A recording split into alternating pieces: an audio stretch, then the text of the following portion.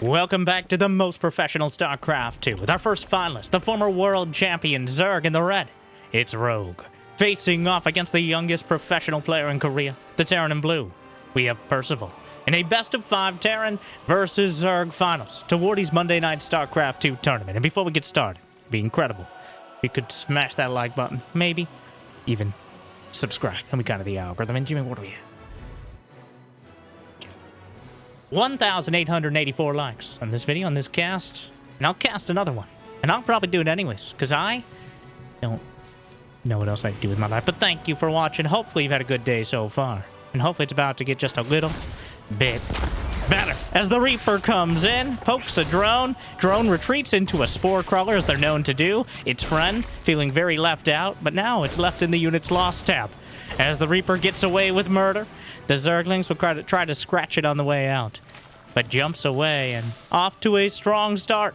Percival against someone many years and many tournaments as senior, but wait, there's a drone in the corner, trying to get to the side and sneaks into the extractor.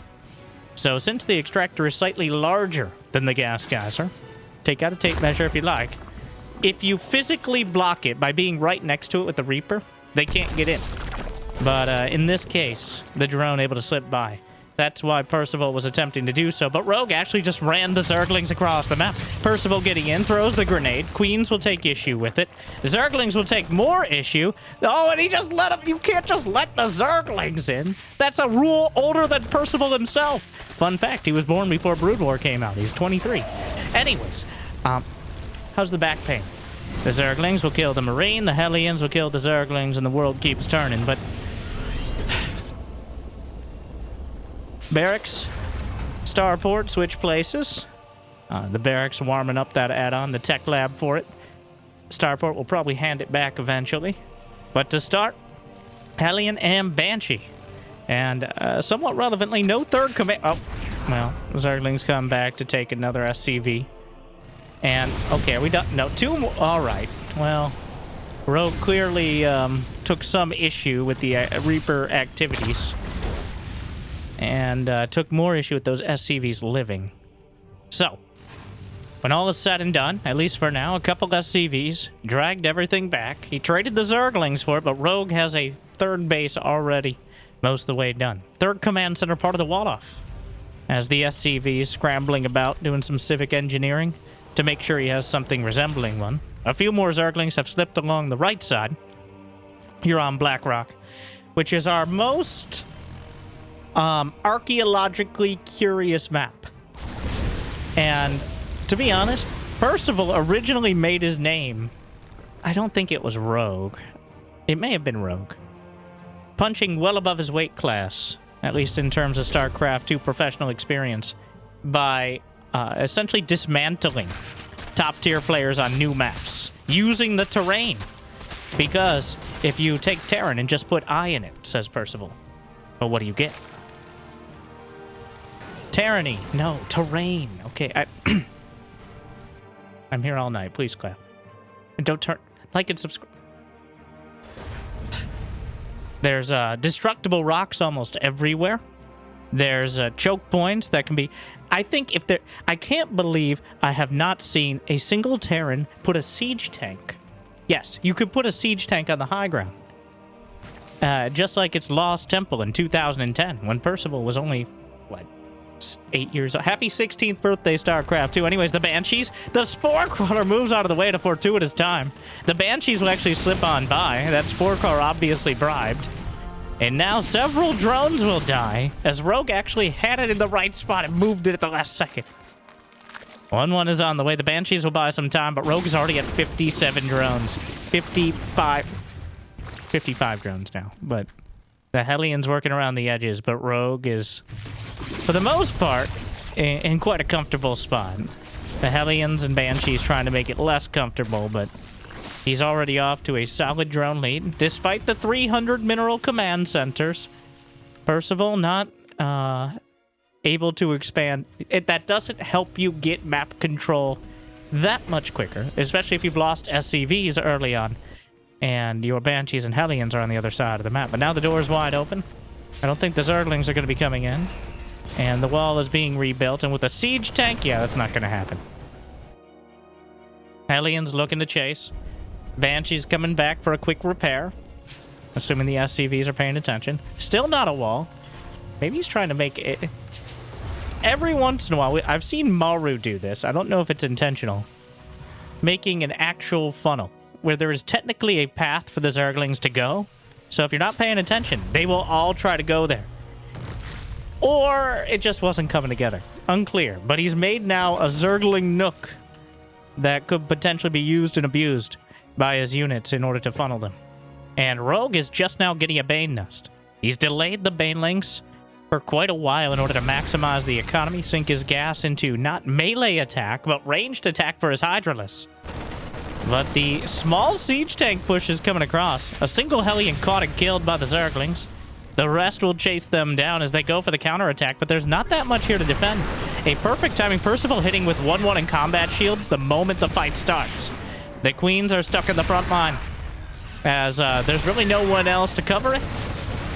And, well, a few Marines picked off, but the Zergling counterattack still being boxed out by Percival's Hellions. And the Banshees slip in, kill a Hydra or two, getting some of the drones. The Queens are brought back. The 4th base is canceled, and Percival, with a surgical amputation, now loses the Banshees. But he got... Oh, and the Overlords! Oh, no! More like Noverlords if Percival's not done with them yet. 1-1 is not complete. He's tearing his way straight through. The siege tank on siege will rectify that now. More Marines targeting the Hydras on the back line. Well, the Queens will be called out next.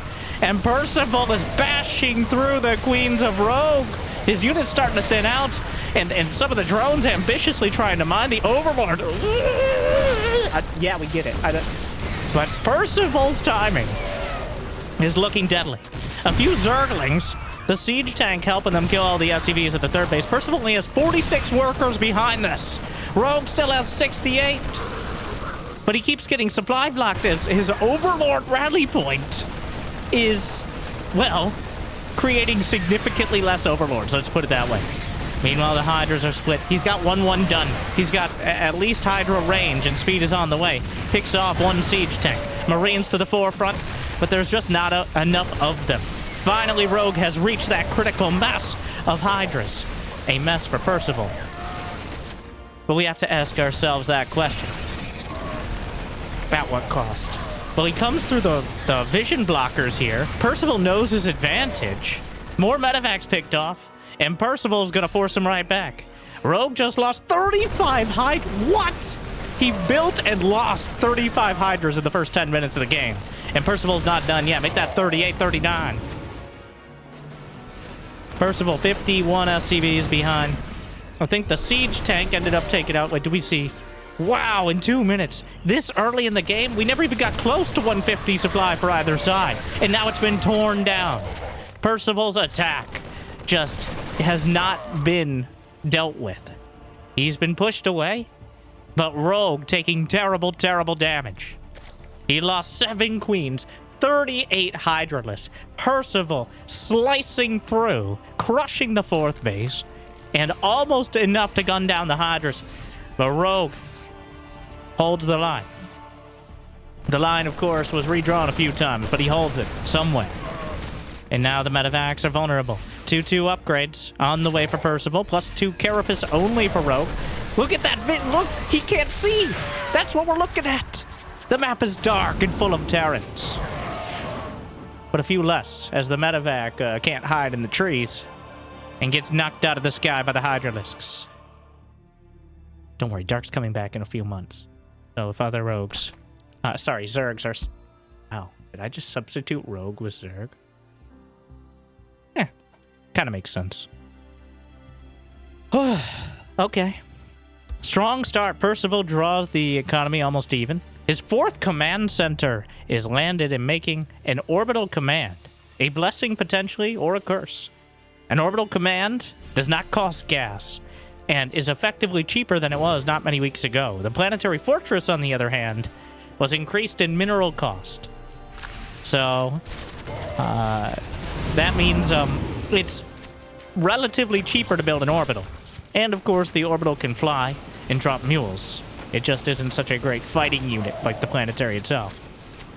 Hive is on the way, and Rogue has acquitted himself well. rolling with the punches. And he's again fighting in the... I told you. The cartographer. Percival earning that nickname.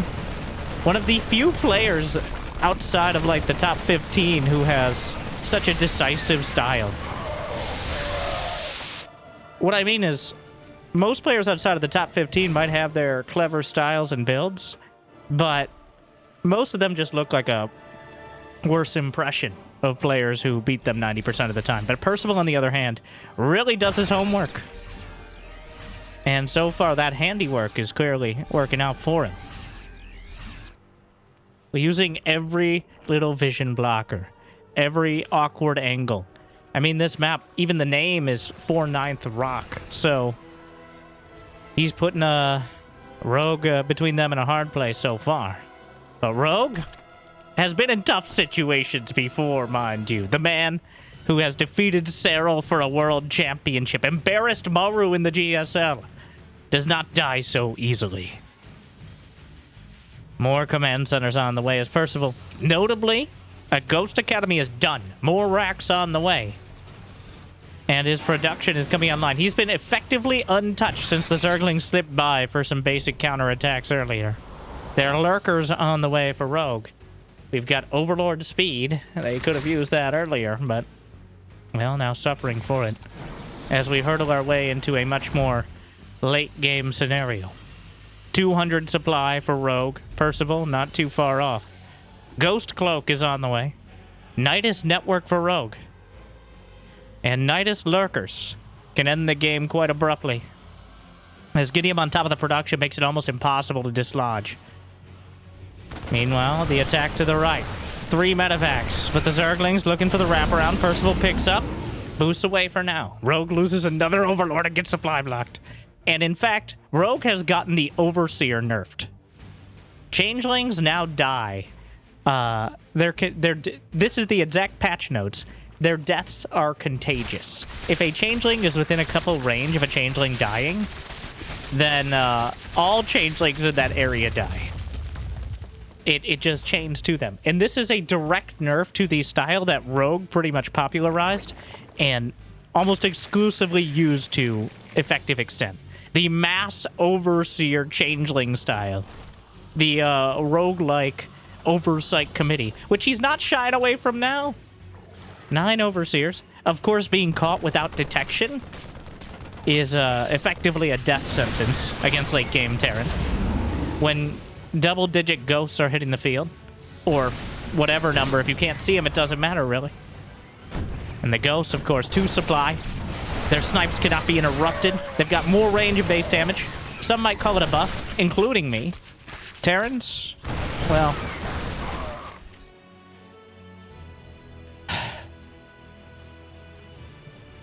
Nuclear missile. In production. Tactical Nidus's Rogue has re-grabbed the map, but Percival is not a slouch himself. He's gotten 5-6 bases, and it is this triple base combo. Honestly, I personally get turned around when playing this map, because these bases all kind of look the same. Or maybe I'm just old. But 1, 2, 3, 4, 5 more command centers. Oh my, he's just shooting his... Those aren't changelings. That's not what he tells his troops, but, well, you know, if you kill all of your own Marines, you can tell who's a changeling and who's not. Because changelings always take the form of a Marine. They're not Cylons. Okay. That's exactly what a Cylon would say, but so say we all. Put the siege tank on the...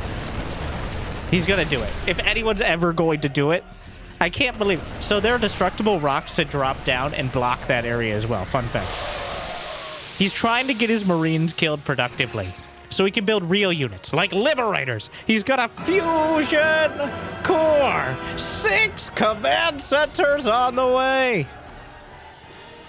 That's more CCs than a poorly formatted corporate email chain. Well, it's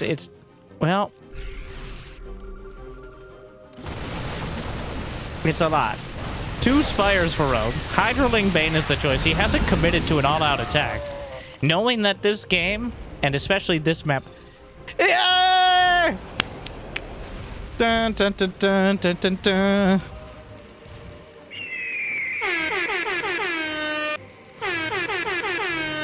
Yeah, welcome back, Lost Temple! So, you can drop the rock tower and it destroys anything on the high ground.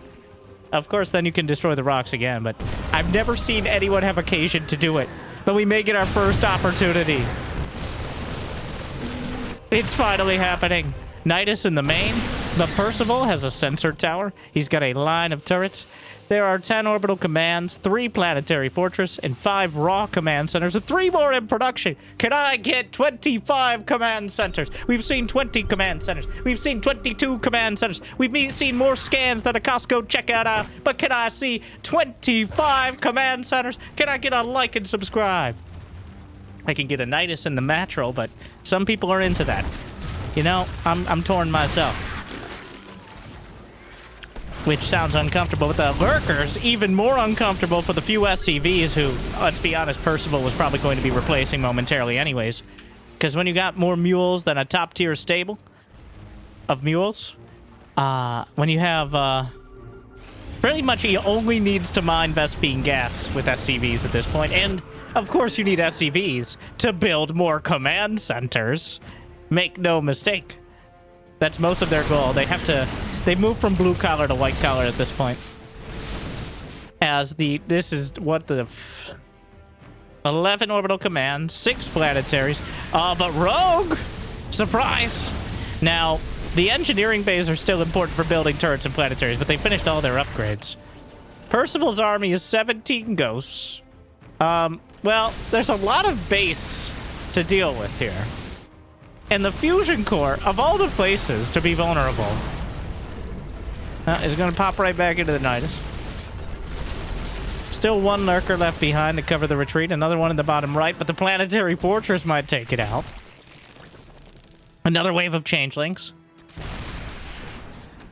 And, well, any sort... Rogue has 10,000 minerals, 4,000 gas. But Percival, it's a straight-up half map right now. The contested, potentially contested base, Percival is holding on to at the 3 o'clock. So, Mule Valley carved out. Do 2 Niduses finish before a planetary can destroy them? It appears yes. And the other one's slightly out of range. So, the Nidus. Now, where do you go? The Nidus is... There's the Liberator and a siege tank. The planetary is being repaired. But a single Liberator, a single siege tank, and a good scan. He did lose an orbital somewhere. I think the natural... What am I... This is not a campaign mission, by the way.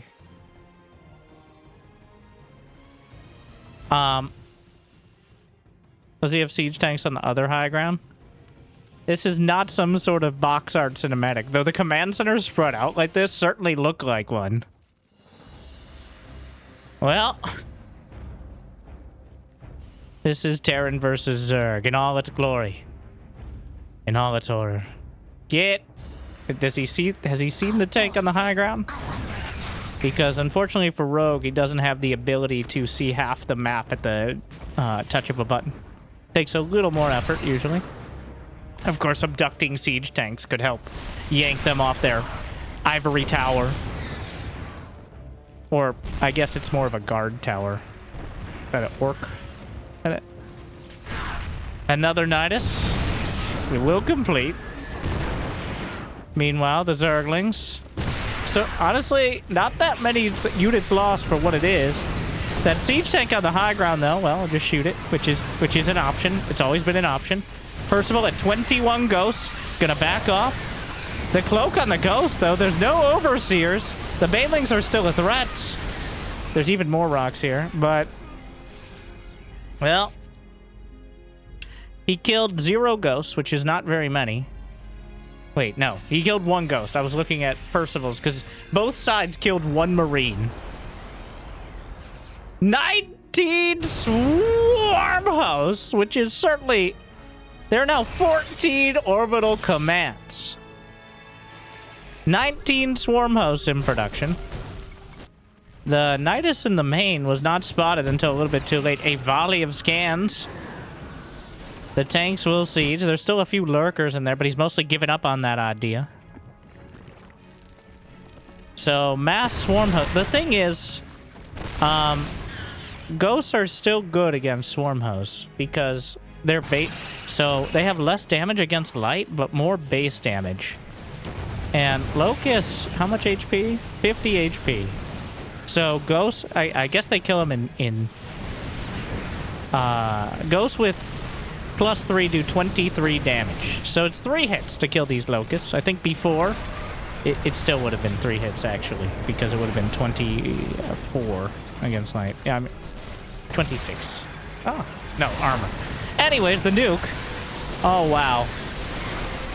I mean, nuke lands, and that was the most damage a parasitic bomb could have possibly done against someone who's awake. Some rocks. There's more rocks.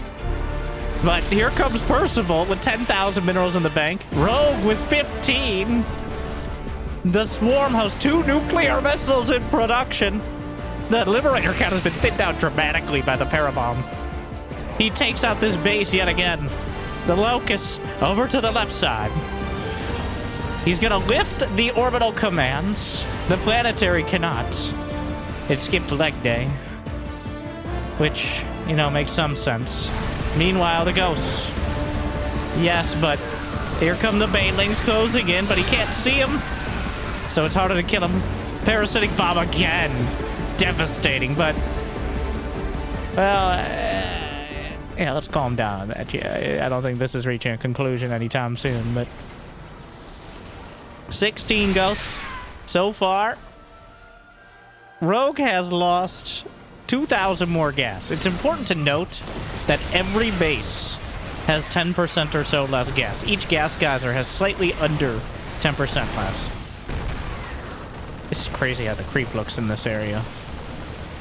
It looks like a ramp, but it's not. It's a trick of the eye. The locusts go for the planetary off to the right side, and it might be enough, but there's an orbital command just waiting. And this base will be denied. As Percival still with enough bio. The siege tanks overrun. The Hydras. Ooh. Well, there goes some of the last Marines.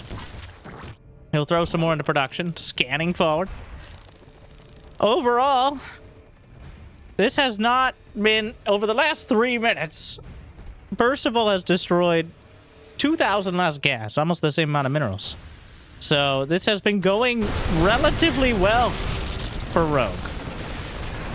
And it does seem the war of attrition is going to be the most important one. A little bit more gas in the bank at the moment for Percival. Another wave of locusts. There's still the ghosts. He's actually, well... Yeah, the ghosts not particularly scared. Since the ghosts have more range, that's very helpful against the locusts. But the planetary was undone. Which means the Zerglings will run through. The siege tank, he can't see it! He cannot see! He needs to aim. Oh my. The trees! Stay in the trees! The Overseer count at 13. 18 Swarm House. Another Parabomb, but the Hydra's driven back over to the left side again. Still over 9,000 minerals for either side. 15 orbital commands for Percival. The scans keeping tabs on, well, whatever they want. The Liberators again. Percival definitely losing track of these units. The Liberators do have an anti-air attack. He's got a few Vikings in the mix. +3 ground mech. But he's only now getting +1 ship weapons and hasn't gotten any armor. Oh, and he cloaks the ghosts. And, well, there goes the Locust wave. Rogue is supply blocked again after losing too many Overseers. A few Zerglings get through into what we're generously calling the the SCVs immediately replaced by automation, despite the fact they were just taking a quick sick day to help the siege tank. But, you know, that's just the way the world goes. Another volley of scans trying to keep tabs on things. The Swarm Host, only one Swarm Host has died thus far. The planetary is being whittled down. Liberator he didn't have Liberator range, which is a pretty huge mistake. Brenda! Brenda, watch out! We have 27 minutes for that. Hello? Rogue's down to 3 queens. Liberators yanked out. Zerglings slipping through where the planetaries have crumbled. And Rogue continues the great work of dismantling a Terran who's hardened his shell for the last 20 minutes. He didn't have concussive shell. Caduceus reactor, concussive shell, all these kind of ancillary upgrades that really add up in effectiveness. Percival finally getting them. Remember, he lost, well, he didn't lose the fusion core. He just, I think, was distracted before he was able to start him.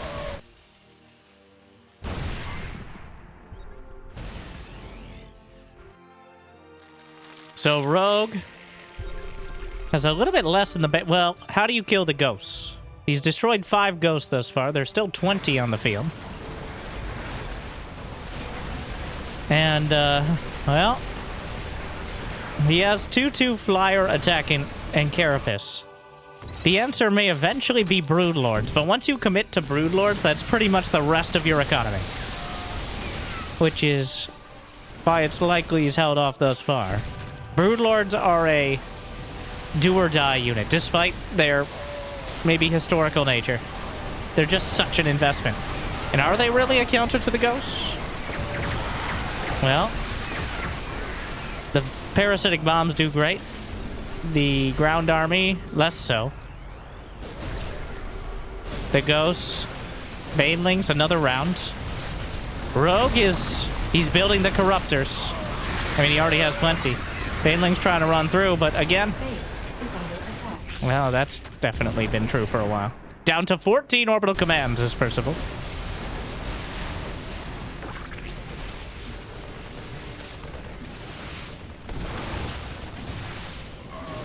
Another wave of swarm hosts.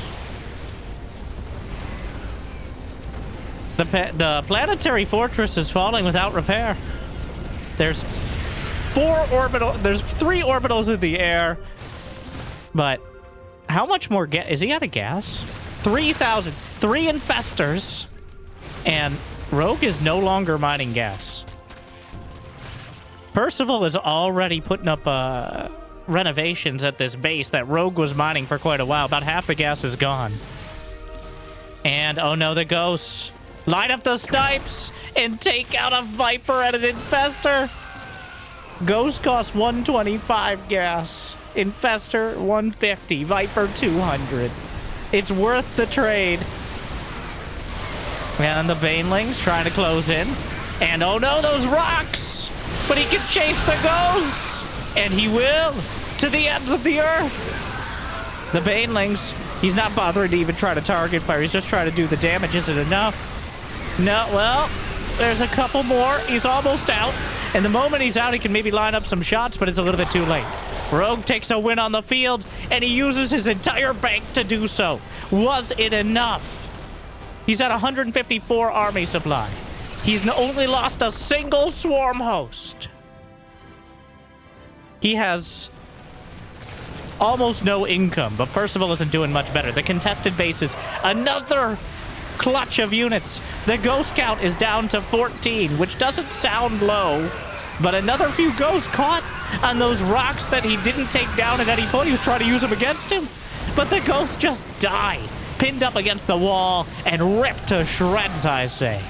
Now the Corruptors have knocked everything out of the sky. He chose to go for the Corruptors when Percival had no chance to rebuild.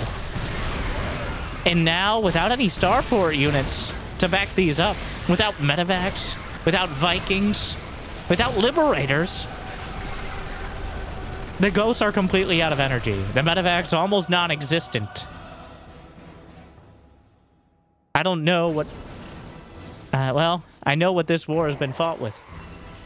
But, it appears the final battle may be fought with Zerglings and Marines. Wait, no. Because Rogue doesn't have any minerals! He's building drones at 32 minutes, Rogue! Actually, because of Percival's activities, he never mined what some might call his third or fourth base. So he actually has minerals there. There's still a lurker that was probably hanging out in the Nidus for a while. But Percival! Well, he still has mules, and he's found a base to mine with. That Zergling just too cute to land on. And every second is another... Like, the thing is, the Swarm hosts have been so good. He still has only lost one. I don't even know where he lost it. That was Ricky. He gave his life so the other Swarm hosts might live. But Percival has drained his gas bank. Rogue has drained his minerals. Thing is, you can't build anything with just gas. You can still build some things with just minerals. Rogue has lost less resources this game. And in a completely topsy-turvy turn of events, he's lost 4,000 less gas, but 4,000 more minerals. The Swarm host, the Locust, thrown out yet again. Percival does have the supply lead. Wait, let's see how much they've mined. Percival's mined 6,000 more minerals and 3,000 more gas, and I think that's quite a significant difference. He still has siege tanks. He still has 13 orbital commands. Which means the moment he lands, well, he will strip the map for its resources. This one Zergling burrowed underneath has delayed. At this point, he could have just landed to the side. What's he going to do, attack it with the SCV? But Percival has clearly been strained. Rogue has been... Rogue has 4 or 5 hatcheries up here. But the scans, the liberators... And I fear that maybe this isn't going to be a dramatic, but instead just... There's still so much bio. Rogue has nothing in the bank. The Banelings try to close in, but they simply don't. Percival survives, and Rogue unable to break him. He just ran out of money. Percival mined 6,000 more minerals, 3,000 more gas. He took the map and held it. And Rogue, the Swarm host lived to the bitter end. But it was the end, as they would not have lived much longer with nothing else in front of them. Wow. What a game. Percival, from the he almost won the game off of his first push. Most Zergs would have crumbled. And I think he clearly wanted to win the game off of that first push. But when push came to shove, and he was shoved back into his shell, Percival shows that it's very hard to crack.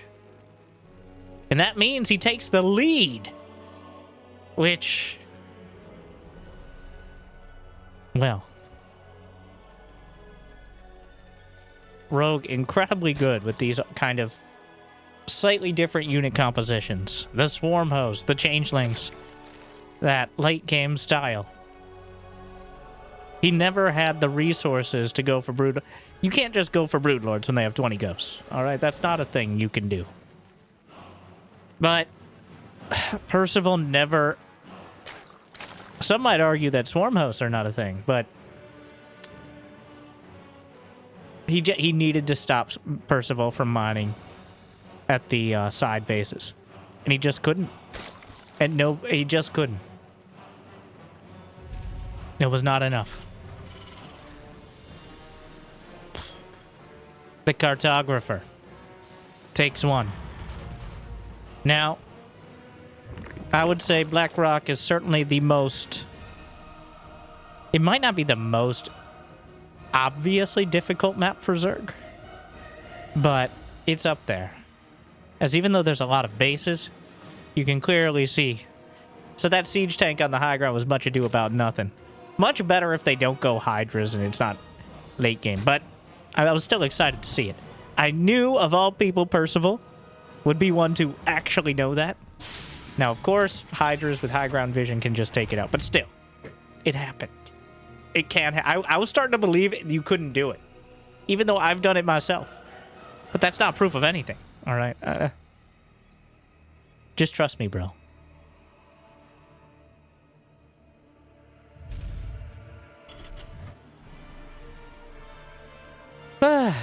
Nice quick game one to start things off. Quick appetizer. Now we settle in for the entree.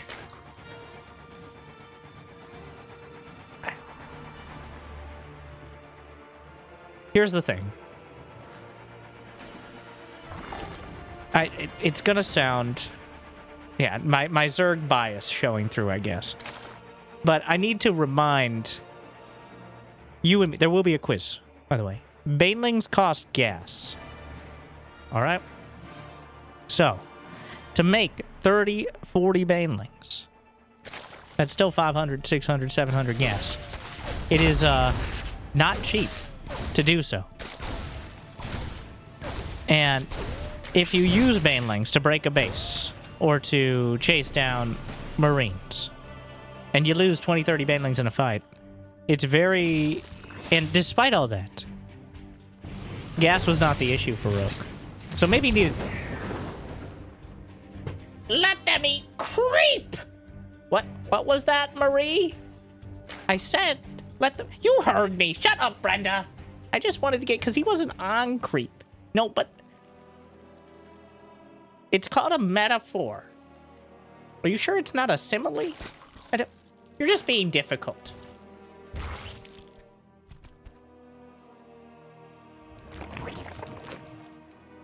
Oh, I see. Stop. Sorry, I blacked out for a moment. Lair is on the way to base. He kills the Reaper, immediate lair.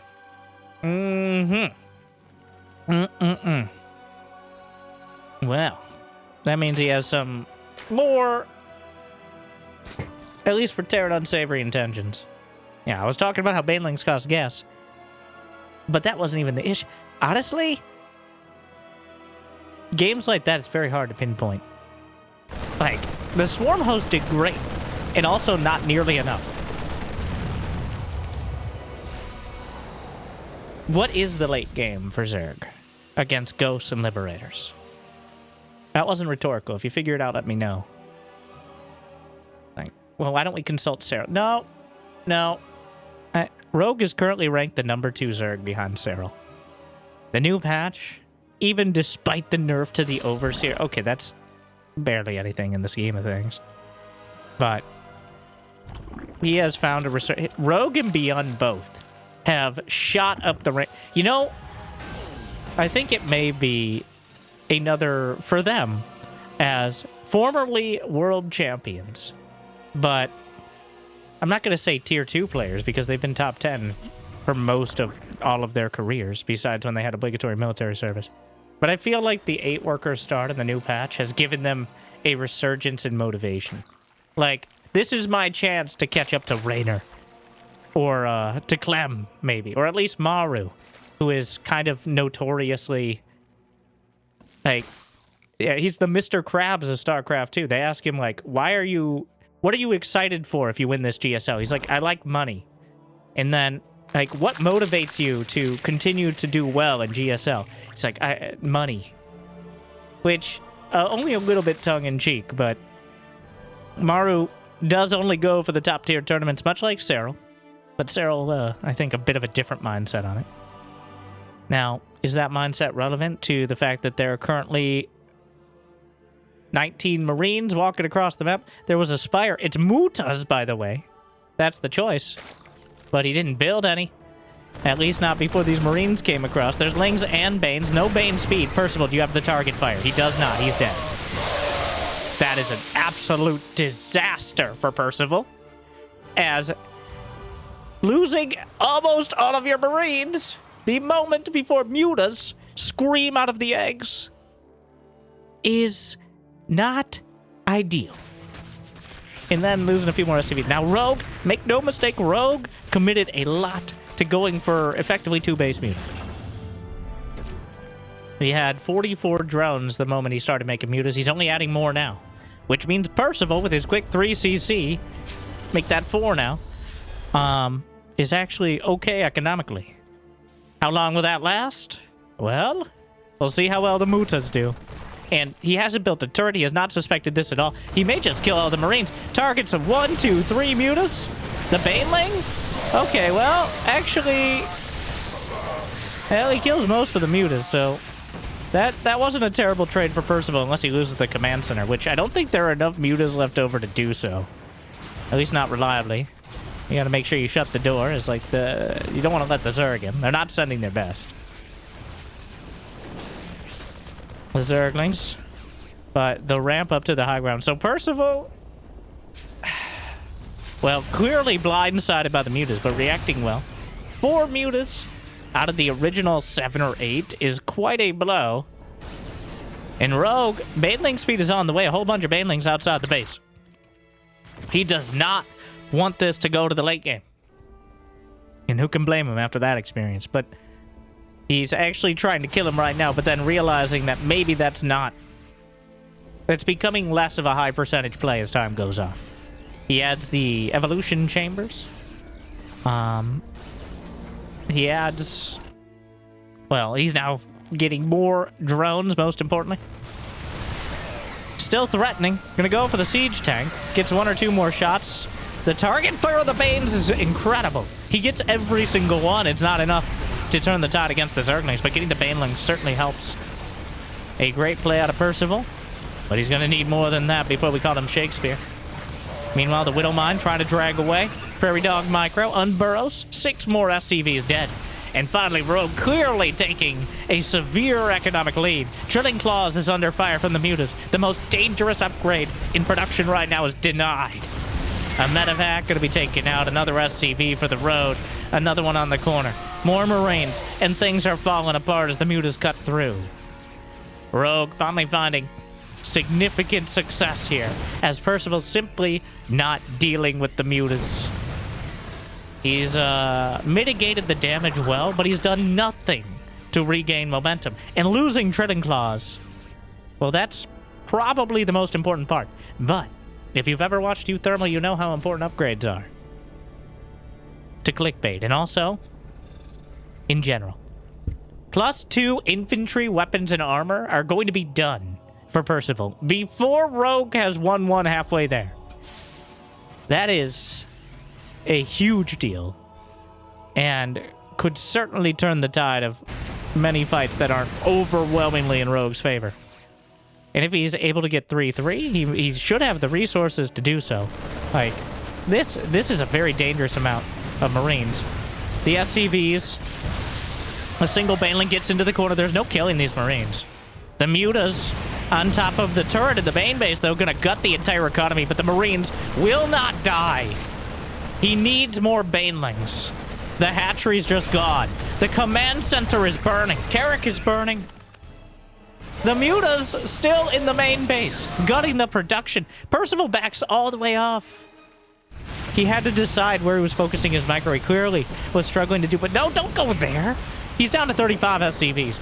But the upgrades, and now Rogue working on the engineering base. They can be rebuilt. He starts 3-3 under fire. Oh, no, Rogue. I mean, kind of. He's kind of winning. And he's going to go on the... Okay. Well, he loses a lot more mutas. The upgrade is denied. He gets the money back, but he's going to have to restart the engineering base of all things. And Percival has still not dealt with these mutilas. He's now lost 54 SCVs, 52 Marines. Banelings roll it into the third base. Will help break the missile turret right before the mutas swing in and finish, well, whatever they can, which is not very much. The Marines are standing nearby. Percival, now severely behind in income. Drilling Claws is done, which means that the mutas cannot kill the Widowmines without detection. The Widowmines have no such compunction against the Mutalisks. And now the Marines stemming forward. The lack of 3-3, though. He reburrows, and a shot does not discriminate. The damage spreads across absolutely everything. Percival ends up killing 4 of his own Marines with it. But through the slow zone, the Muta's going to take full advantage. Splitting to deal with the Widow Mines. Another shot goes out. There's a couple more behind it. Again, a Muta caught in the crossfire.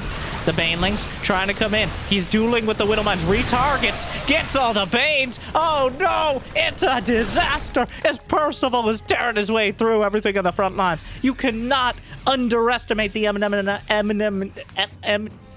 Give me, edit that out. The Marines, the Marauders, the Mines, the Medevacs. And with the upgrade advantage, the momentum, the micro, the macro, the Mules. Percival actually has more mineral income at this point, as 4 orbital commands are enough. He's dragged a few more. The only saving grace for Rogue is that he actually took out the NG base and delayed 3-3. So there will be a time where Percival is equal on upgrades. If he had just gotten 3-3, it doesn't take that much to turn this all around. Target firing the Mutas. Gonna get 1 or 2 more. Widowmine hits an Overseer. It'll survive it. Won't be happy about it, but that's the way she goes. Another. Gets the Overseer. Oh, and the Muta's caught in the crossfire right down the center of the map, and Rogue is on the back foot, or whatever the Muta equivalent is. Wings. Back wing? Doesn't sound as good. The Widowmines costing a bloody toll across the field. And the Mutas are such a huge investment. He's lost 28 of them. Queen's getting slammed. Another mine. The Overseer, the Marines in the main. And, well, the worker count is even. 4 bases apiece. And the Hive just started for Rogue. His advantage is almost entirely dwindled. He had the economy. He had the Mutas. And now, he's pretty close to having neither. The Widow Mine hits the Medevacs, making him that much more vulnerable. Chasing down a few Mutas on the left. A few Banelings trickled into the right. 2 more command centers on the way, because why not? Hive is a critical point here. Ultraless, really. He still doesn't have detection for these Widow Mines. Does he remember the Queen? Percival. His 3-3 upgrades are about to complete. I think Percival may actually be underestimating his position here. Percival's playing like Rogue is maxed out. Rogue is behind on supply with way less army. But the way he's been playing is acting like someone who has 200. Percival could probably win with a direct push right now. But I think Rogue has successfully intimidated him with the Mutalisk. So he's going to try to divide and conquer instead, which could still be very effective. Rogue, the natural is completely unprotected. There's no missile turrets, no Marines. Some Widowmines coming back. A scan clears what little creep there was. The Lings and Banes coming in. He targets some Banes, picks up and gets out. Almost loses a full medevac because he never repaired it. The armory's taken out, which... no more armory upgrades, I guess. He builds another one right next to it that's actually walling off the Marines. Classic. And now finally the Hive is done and the Ultraless Cavern begins. He desperately needs it. It's not a great situation to be in to desperately need Ultraless, but that's where we are. The mules will drop to replace the SCVs. Rogue has once again ground out quite an income lead. Well, give it a moment. The mute is waiting. But Percival now has the center base as well. The one blocked by a casual mineral patch. Just takes a little bit longer to mine out. Unless you have mules, of course. As Percival draws the income back even. The mute account. 22 mutas is a liability and a blessing, all at the same time. That's a huge chunk of supply that can get knocked out of the sky in a split second. The Widow Mine breadcrumbs across the field. The hatchery will get taken out. Right? Yes. Hello? You inject that thing too hard, it'll die. The mutas on the SCVs and Rogue getting so much work done. Percival still holding on. A huge hit from a Widowmine. Another one off the corner. The splash damage is excruciating. The mutas have +2 attack now. Would you kill this hatchery already? Well, the banelings are taken out. He'll do more. Chases it down. +3 carapace is on the way. Rogue on a shoestring budget, which they have to develop the shoes because Zerg have weird feet. Find more on my OnlyFans. Patreon link in the description. It was funny, Jimmy. Meanwhile, the Widowmon failed over to the right side. Percival really working his advantage, but maybe biting off a little more than he can chew. There's no Widowmons to fall back to, and the banelings take full advantage. Melting through the Marines. Reinforcements on the way. Medevac's taken out to the north. Supply dip it on either side. As the Widowmons slam yet another point home. Rogue swinging in with the mutas. The Marines and Marauders badly bruised, and there's barely any anti-air left to deal with it. Unfortunately, the last Overseer just got taken out, but I think most of the mutas with it. Falls back a little bit further, spots the mines. 2 Ultralists on the way, just as Percival feels obligated to stop building Marauders. He just can't seem to stabilize. Rogue again, holding on with grit and experience, keeping Percival just barely away from the victory he needs.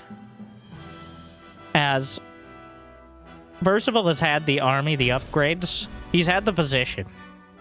To be honest. Clem would have won this game 4 times by now. Let's just straight up. Maybe 5. But Percival, unable to press the advantage quite as cleanly. And Rogue taking full advantage of that. Meanwhile, the mutas just still going to work. Ultra slammed by the mines. And the mutas are not in place to stop the pickup. Chitinous plating is about to complete. Does nothing against the mines. Percival still up 20 supply. He's adding Liberators. Where's the... Oh, no. He doesn't have an Overseer. The Overseers are with the mutas because, of course, they have to be. He's just going to let the mines fire again, potentially. No, Percival, look at the wrong way! The mutas, of course, commanding the attention. The mines hit him on the way back, evening up the potential trades. But Rogue is incessant. He does not lay off with the mutas, and that's what's keeping him going. As finally he takes the supply lead. Well, when I started the sentence. Finds another base. Percival just can't quite focus for long enough. Some long-distance mining. He was just trying to mine out that little patch. Another command center will be taken down. There's no building armor, no high-sec auto-tracking. As Rogue's mutas just continually. He's gotten so much done. And he just needs a little bit more. Is it ultra speed? He doesn't have ultra speed, which is not terrible, but it's certainly not great. Ultra speed allows you much more reliably to close the distance with Marines and Marauders, especially off creep. But again, does he take down these rocks? Somebody will, I think, in this fight. Accidentally or otherwise. The Liberators. There's a few Zerglings burrowed, but the base itself is under attack. The Widow Mines, the Baneling. There go the rocks! Oh no! The map works against him for once! The rocks drop! Well, who's on the wrong side is the question. Are there enough Marines to deal with this? I don't think so. The Widow Mines, the rocks trapped half of Percival's units, but they also trapped the Ultras in a very awkward position. The Marauders will stim yet again. That's 1, that's 2, that's 3 Ultras picked off, and the Marauders picked up. He'll retreat back for now. The Widow Mine burrows. And Percival again. The composition finding a victory, but Percival unable to press his advantage. Rogue survives a little while longer. And again, like Percival has lost less resources this time around. Rogue's lost 4,000 more gas, but we are not in a half-map scenario. This is a brawl. Neither player has been... I don't even know if they've touched 200 supply. I think Rogue got there. Percival's getting closer now.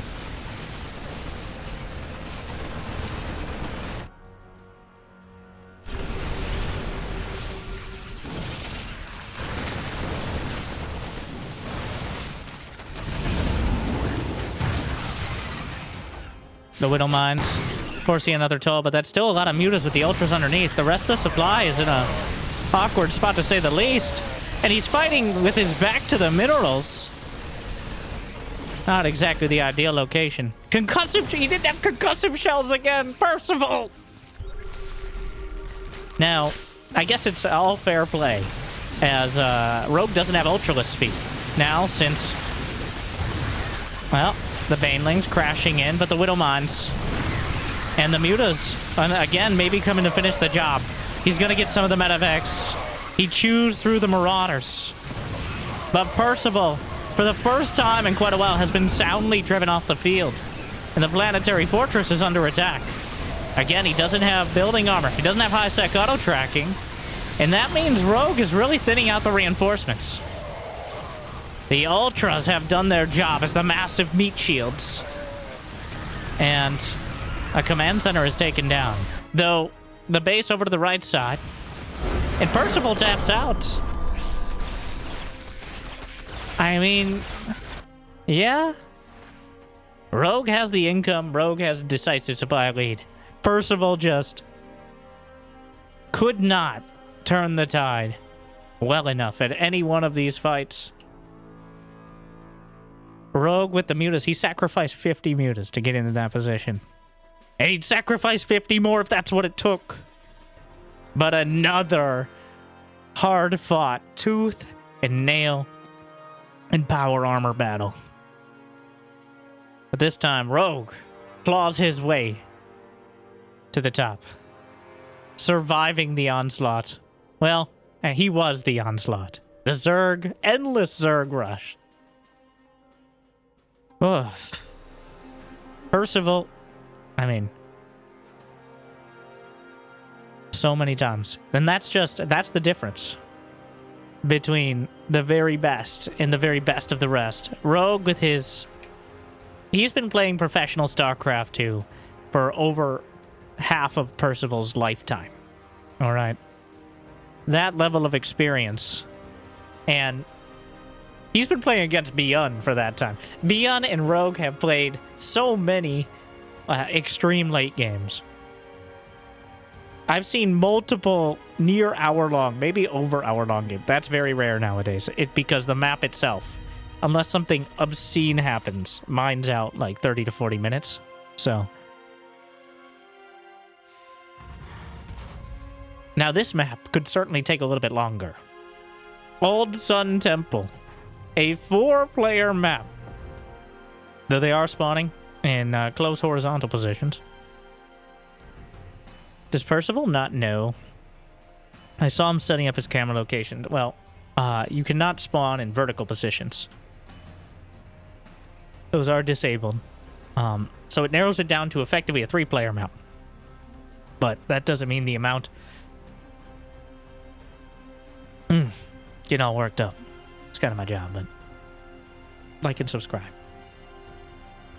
But that doesn't mean... the amount of bases is much less. There's 16 bases.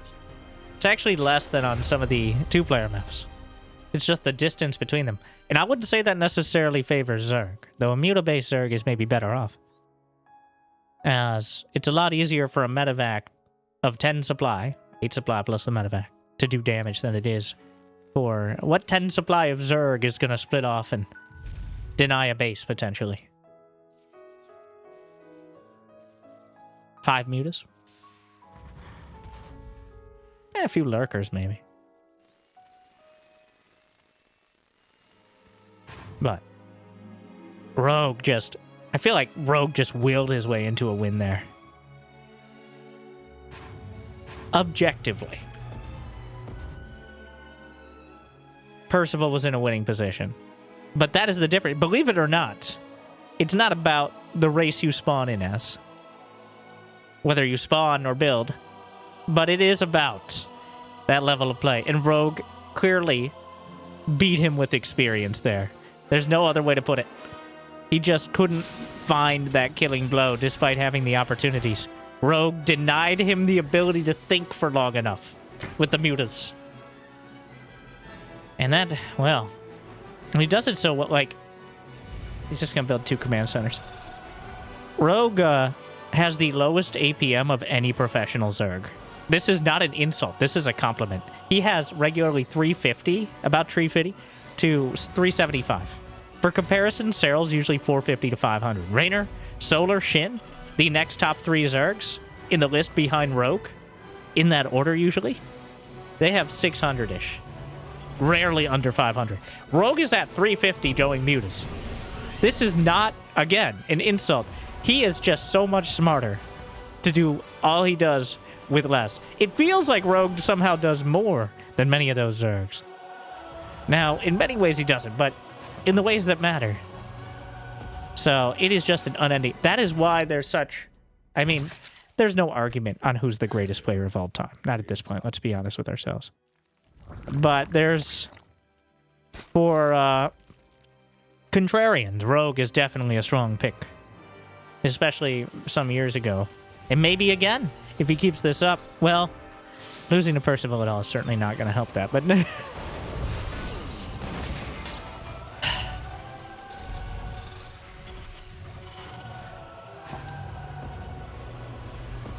So, this is straight up 3cc blind greed. He's gone for a 3rd command center well before Rogue started a 3rd hatchery. He's got 3 Raxes. This is... It's not as greedy as you can get as Terran, but it's damn close.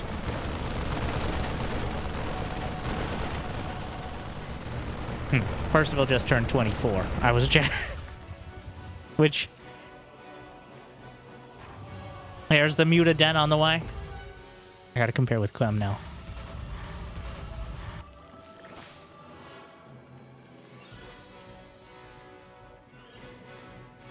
Clem is 1 month older than Percival. All right. So, don't worry, Percival, you got a month to catch up.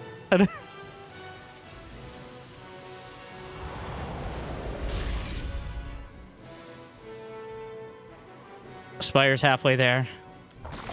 So, there wasn't a Reaper. There was... Did he even SCV scout? No, he doesn't even know where on the map Rogue is. He knows within 2 spawning positions, but this is a straight-up 3cc, 3 Rax medevac play. Rogue is going for the rush to mutas. 2 base muta. It's a classic build, but it still checks out. Throughout all of StarCraft 2, and honestly, before StarCraft 1 history, 2 base muta. Yes, I know he has a 3rd hatch, but this is he has 44 drones, which is exactly 2 base saturation. The 3rd hatchery is effectively a production facility only at this point. And it looks like he's going all in. Instead of just building mutas, he's going lings with baneling speed. He does not have evolution chambers. He does not. He has 44 drones. He needs to do damage. Because Percival already has 10 more workers, and he's dropping mules at a 3rd. He's blindly building to some turrets, which shows that he's acknowledged what has happened. But is he prepared? He didn't build any turrets in the main, which seems like a more relevant location, as the mutas are flapping their way in. And Percival, can he hold it together this time? Last time he had almost a mental breakdown when the mutas flapped in. And now the SCVs are on the run. Most of the Marines are on the other side of the map. The Banelings are closing in. Of course, there's limited anti-air. But, oh, and contaminate on the factory to prevent the Widowmine production. 17 SCVs slaughtered, which means Percival plummets to a 1-worker lead. The missile turret at the natural will finish up another one in the main. But the Lings invades and he drops out the Marines. It's a disaster. The Executioner swings the axe and decapitates Percival. That's enough, young man. 3cc. All right. More like C Game 3. Flash before your eyes. More like CGG in TVZ.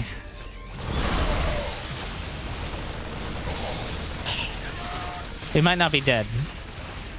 But, this is much worse than the previous game. There is not a saving grace. There's not the economy. He didn't kill a bunch of mutas and keep the Marines alive. He looked away. And those Marines were not there to look back by the end. He's making another wave of Banes. Percival may have 1-1. But I think this will be Rogue +1 momentarily. There's nothing. Like, there's nothing to stop this. The Marines are not enough. The doors are... Just let them in, sure. Well, that makes it easier. Expedites the process. GG! Rogue! Just... making it look more one-sided than a Mobius strip there, as Percival's confidence clearly shaken. And Rogue makes sure he's heavily stirred.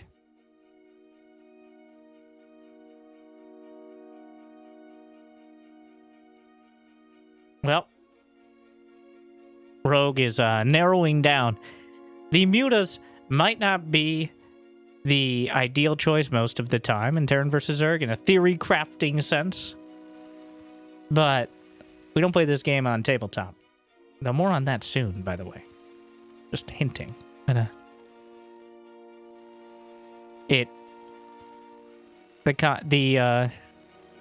just fell apart. Percival, literally and figuratively, this game completely fell apart. I think it was partially because he predicted mutas, but the timing was way off.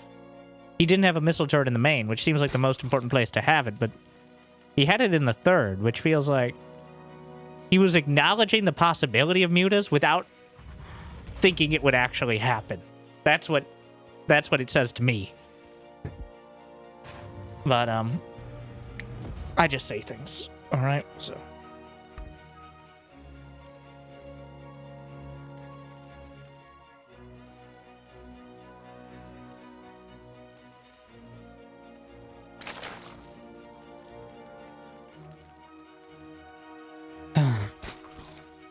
Percival. 2 games in a row with random marine timings. 2 games in a row where the mutas find success. You know I'm the Banshee Evangelist. Game 1, I can't help but mention Hellion Banshee. I still think, despite all the changes, buffs to the command center, the changes to Hellion Banshee is still far and away, in most cases, the most reliable.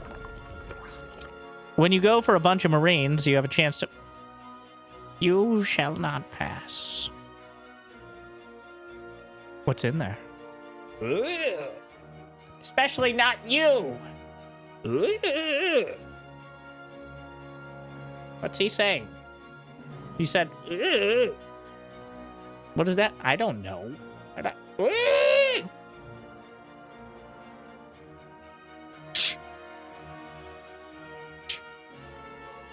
Sorry. Wet out for a second.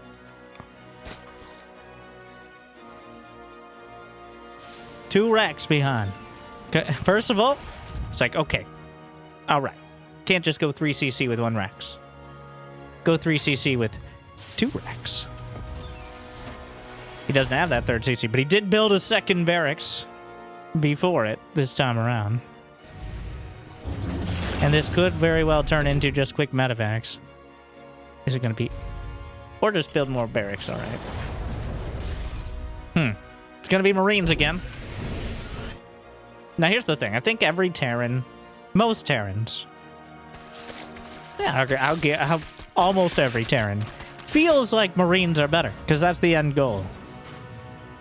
It feels a lot of the time like, even when you play Hellion Banshee... Well, the thing is, Hellion Banshee sets you up for the mid-game. And that's scary, because Zerg is scary in the mid-game. Even if you're relatively confident, like Percival, we saw in Game 1, you are essentially accepting, if you go Hellion Banshee, that you're going to have to play to 100-something supply most of the time. Unless you're like Clem and you can just kill enough drones and units that you just win the game, but that's rare. Whereas if you start off with Marines, you have the endgame unit composition at the start. All right? Just skip all that silly mech Terran and dudes with drugs, guns, and a hatred of what they call illegal aliens, but that's, of course, a matter of perspective. And I do not condone any such terminology. All right, I'm 1/3 Zerg myself. Some of my best friends are Zerg. I think it's offensive, to say the very least. But speaking of offense, it's just a bunch of Marines. Except this time it's going to be even more Marines. So, welcome back, Beyond. Percival, certainly back in his comfort zone. which is, yeah, those barracks. Once again. I can't help but think after several games of it being shown... I like Hellion Banshee, alright? I think it's just better. I like mixing in a kind of a stim push, but when you make it a regular thing, just they adapt. They overcome. The key part of Hellion Banshee is the queens can't deal with it easily. They can only kind of shake their knitting needles at it and mostly amble around with joint pain. It's true! Shut up, Brenda. Don't approve. I mean, we're just gonna get nerfed again anyways. Remember we were 150 minerals for like 2 days? But the command center has been 300 minerals for over a week, and that's apparently fine! Susan, stop it. You're Brenda, not Susan. I don't even know who I am anymore! Neither does the intern, to be honest. I don't... Sorry. Well, the Overlord will spot all this. Denied entry to the Moopy's lair under the bridge. I always knew they were trolls. It's just a bunch of dudes with drugs and guns. They got combat shield. They got stim. But Rogue has been prepared for this for quite... He stims. All right. Well. Yeah. Roaches for the first time, by the way. A very direct response. Not going for the mutas, but instead the roaches to deal with it. This time around, Rogue will have the Carapace upgrade advantage. The Carapace upgrade applying to melee and ranged units, and drones, technically. Quite helpful for roaches, especially against marines. And Percival following up the medevacs on the way across.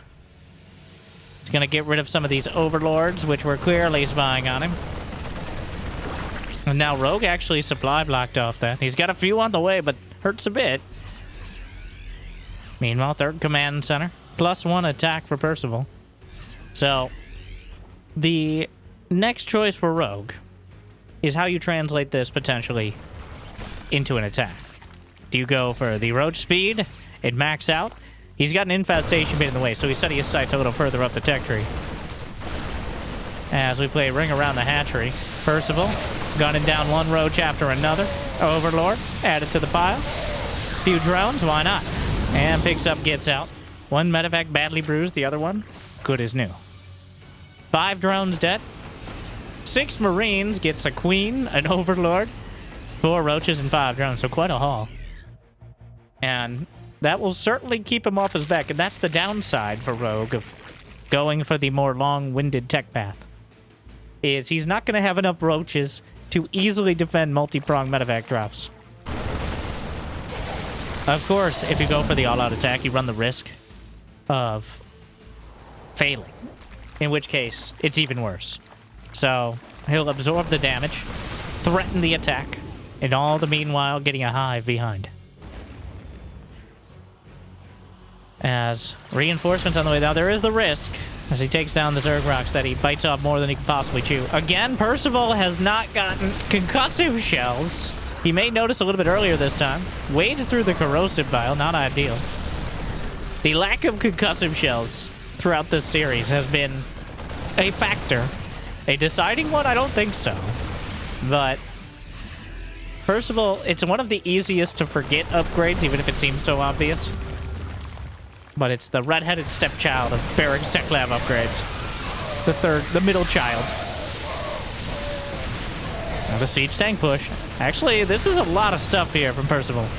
He has the army supply. It's +1 attack versus +1 carapace. The Ravager's closing in. Knock out 1 tank. Doesn't quite get it. The bio thinning out on both sides, really. The Zerglings don't have speed, but they get in the way of things. Another wave of corrosive bile barely kept the Ravagers alive, but it's enough. And honestly, that lack of concussive shell may be actually making the difference here.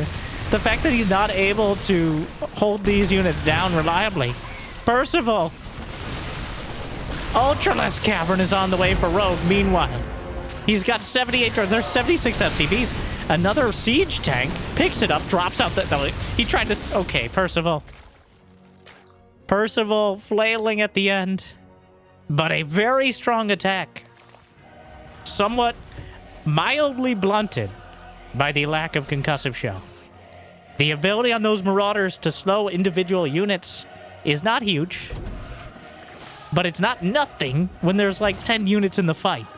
And I think, again, these small mistakes are just throwing off his aim, and he's not able to get the killing shots. And at some point, it won't matter. Because when units like Ultralists, which are almost the size of your mother, are on the field, massive units unaffected by concussive shell. You just can't hit them hard enough. So, not as much of a factor there. But I think the other games, no. But now, I think I can decisively say it's decided the trajectory of this game. That push was so close to breaking through. And with Medivacs and the parade push of Terran, if you don't shut it down, you may never. Because the production is too high and the Medivacs are too good at keeping units alive. But Rogue, by the skin of his weird Zerg teeth, he's now getting concussive. He's getting drilling claws. But his fourth base is not a planetary, which means these SCVs are going to be regretting their decision to work here. And we're saying they decided to do so of their own free will. The hatchery under fire might be able to take it out, which would be a nice trade for Percival indeed. He's looking the other way, though, in all his units.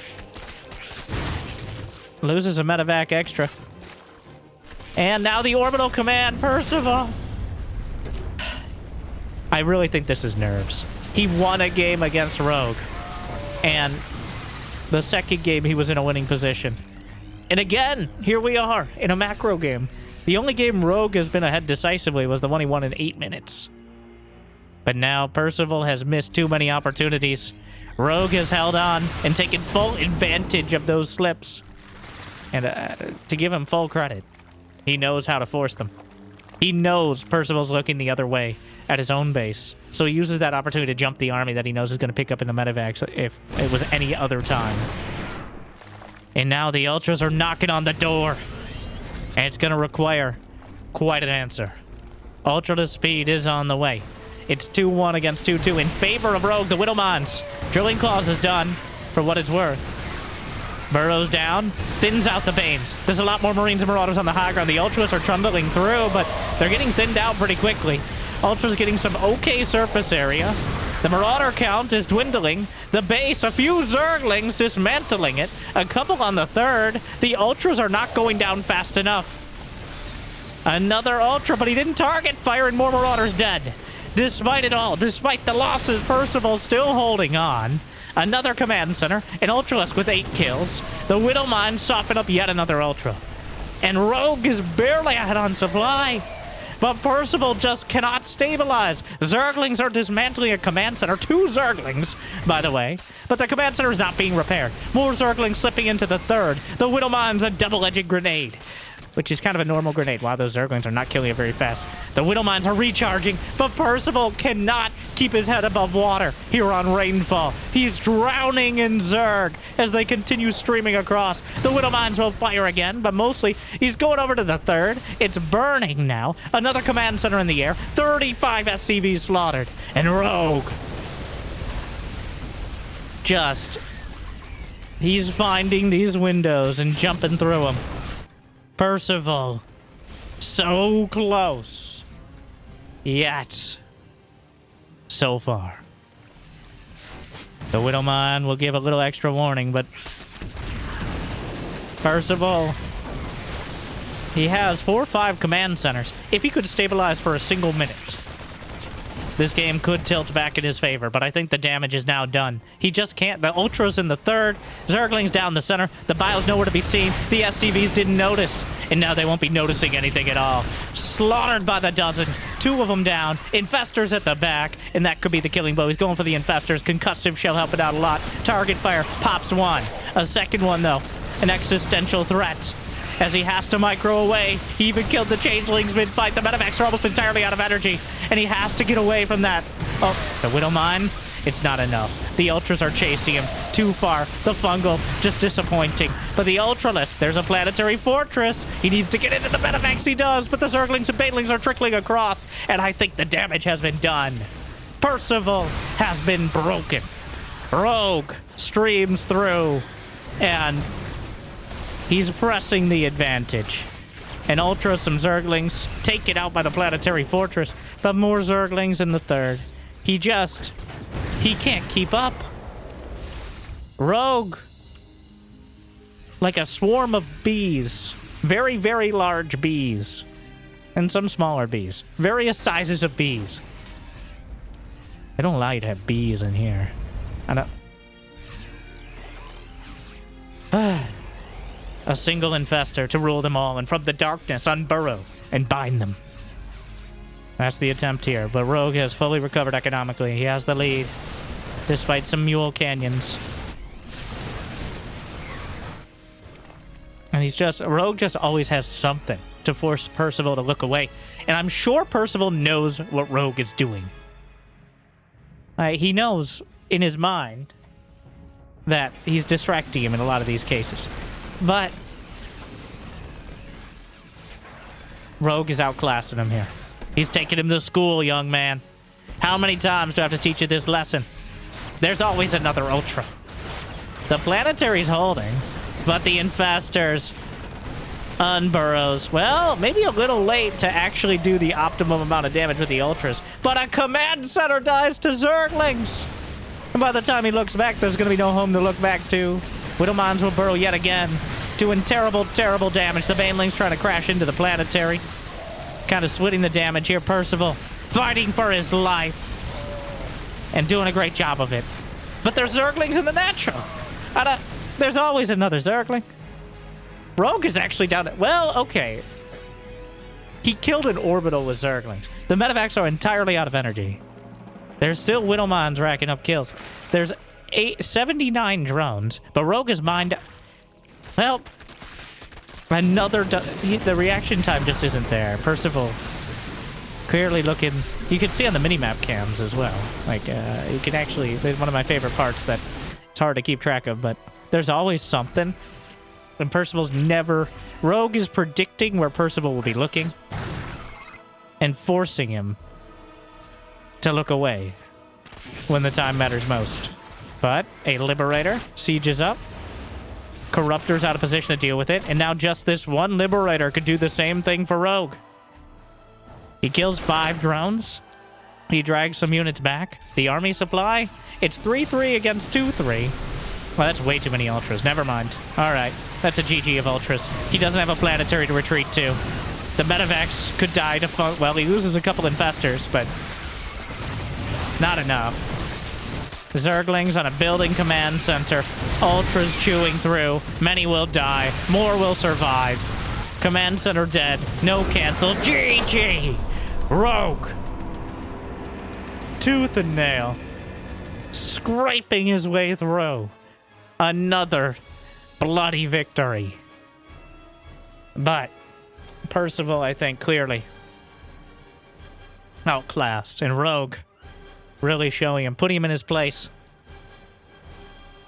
Nice try, young man. But not this time.